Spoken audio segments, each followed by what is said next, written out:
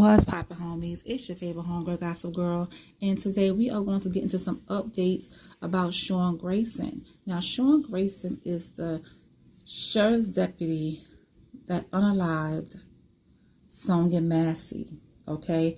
And before I go any further, let me just say this. The reason why I say the word unalived is because sometimes YouTube like to play with my videos, and I don't like that. So if I can replace different words, I'm going to do so. Let's get back into it. Sean Grayson, who unalived, unarmed black mom Sonia Massey in her kitchen, has 2 previous DUI convictions as her father slams his job in law enforcement as an embarrassment to the country. And I absolutely agree. Sonia Massey's father remains outraged in the wake of his daughter's death at the hands of a sheriff's deputy in Illinois, questioning if he should have even been on the job after it emerged he has 2 previous DUI convictions. Sonia Massey, a 36-year-old black woman, was unalive when she was shot in the head by Deputy Sean Grayson inside of the kitchen of her home after she called Sangamon County Sheriff's Department to report a suspected prowler on July 6. Grayson, who has now been fired, joined the department in 2023. His DUI misdemeanor convictions go back to 2015 and 2016. The department was aware of his infractions when he was hired. So they knew about that stuff. They knew about his convictions, but they still hired him.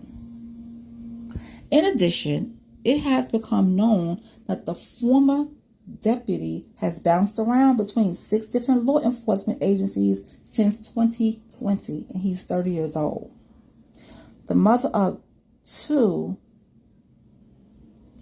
family have since confirmed that she suffered from mental health issues, with the Guardian reporting that Massey was a paranoid schizophrenic.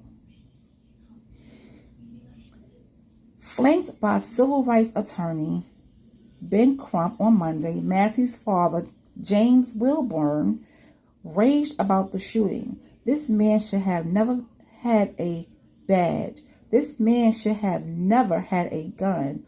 What an embarrassment. What an embarrassment to this country.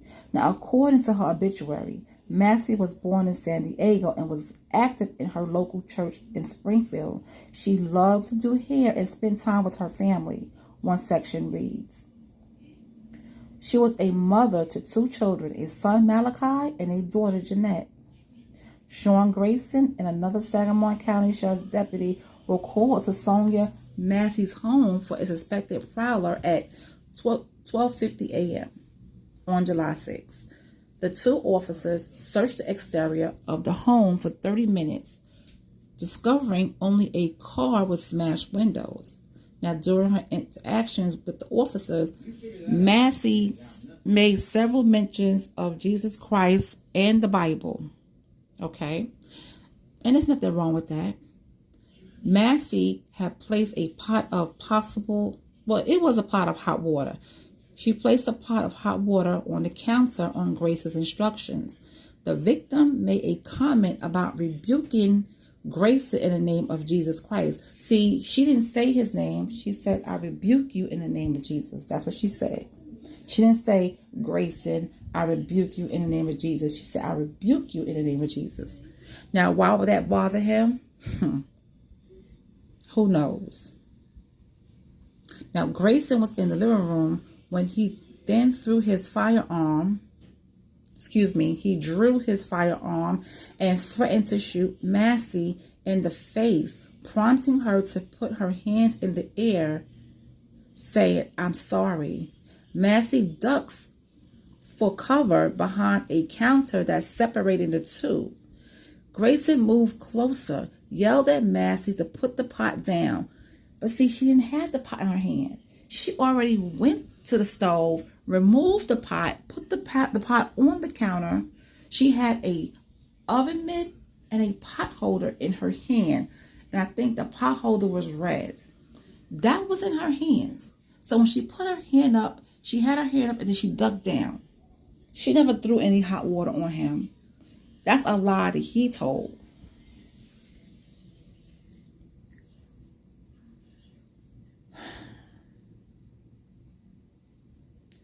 Grayson moved closer, yelled at Massey to put the pot down, and opened fire, hitting her 3 times, once in the head. Grayson did not render aid and discouraged the other deputy not to provide help. The second deputy, who was not named, stayed by Massey until medics arrived. She was pronounced dead at St. John's Hospital. Now, the shocking body cam footage that was released on Monday showed Deputy Grayson, who was 30 years old and who was a white male, yelling across a counter at Massey to set down a pot of hot water, which she did. He then threatened to shoot her. Massey ducked, briefly rose, and Grayson fired his pistol at her. Grayson comments to his partner that he shot her in the head when the officer mentions getting a first aid kit. Both of Grayson's DUIs occurred between 2015 and 2016. Okay. In Macoupin County, I'm sorry if I'm mispronouncing that word, a nearby county to where he was a sheriff's deputy. At his daughter's funeral on July 19th, Mr. Wilburn made similar claims about Grayson's ability to do his job. They were all these red flags. And yet, they still made him a deputy in this county, he told a crowd of around 600 in Illinois. Grayson has pleaded not guilty to first-degree murder, aggravated battery with a firearm, fireman, and official misconduct. Why do they call it fireman? It's with a firearm. And official misconduct after his indictment on July 17th. Mr. Wilburn said that Grayson has worked with 5 different police departments in Illinois over a 3-year period. He referred to that as a red flag. Grayson was hired in Sangamon County by Sheriff Jack Campbell in May of 2023. Wilburn has also called for him to be fired. I know they have lowered the standards for what is acceptable in law enforcement, Wilburn said at his daughter's funeral. County spokesperson Jeff Willett told the Illinois Times that Grayson was never fired from his previous roles and had passed a background check. Now, Grayson had no use of force complaints or citizens' complaints while employed as a Sangamon County deputy, and to our knowledge, Grayson had no complaints filed against him at prior law enforcement jobs. Misdemeanor DUI convictions do not disqualify persons from becoming law enforcement officers in Illinois. So Ben Crump, who was also present at the funeral, warned attendees that the upcoming release of the body cam footage would shock them. And it did. And I cannot watch it again. I cannot. In the press conference on Monday, Wilburn evoked other Black people who have lost their lives at the hands of police officers over the years.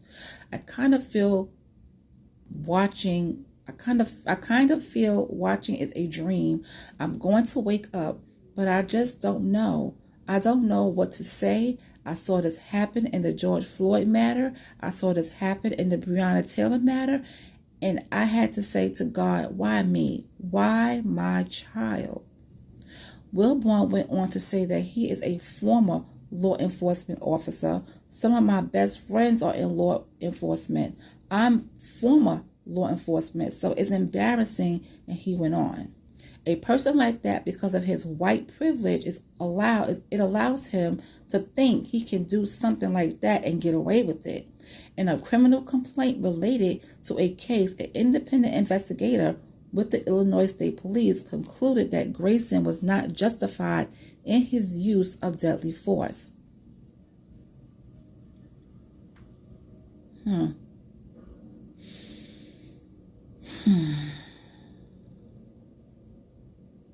My goodness.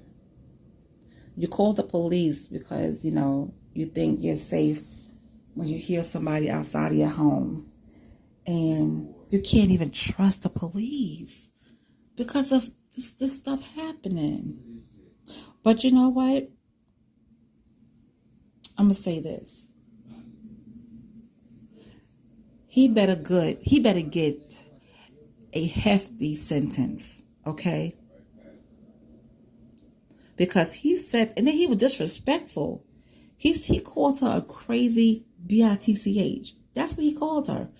If you look at the body cam footage when they were all outside, he called her a crazy bitch. That's disrespectful. She didn't even do anything to disrespect him. Okay? They saw a black SUV in the driveway with broken windows. Okay? And they said she seemed confused as they spoke at the door, and she repeated that she needed help, and she referenced God and told them she didn't know who owned the car. So if they see that she's confused, if he wanted her to get away from the counter, all he had to say was, ma'am, hold your hands up for me and walk towards, away from the counter. That's what he could have done. But he didn't do that. When he asked her for ID, she sat on her couch, she went through her purse, and she gave him ID. So I don't understand what provoked him to do this to her. Because she said, I rebuke you in the name of Jesus. But she didn't throw it at him. She didn't even say anything. She just said, I rebuke you in the name of Jesus. That's all she said. And then he said, you better effing not, or I swear to God, I'll effing shoot you in your effing face. He then pulled out his 9mm pistol and demanded she drop the pot. And we all saw it happen.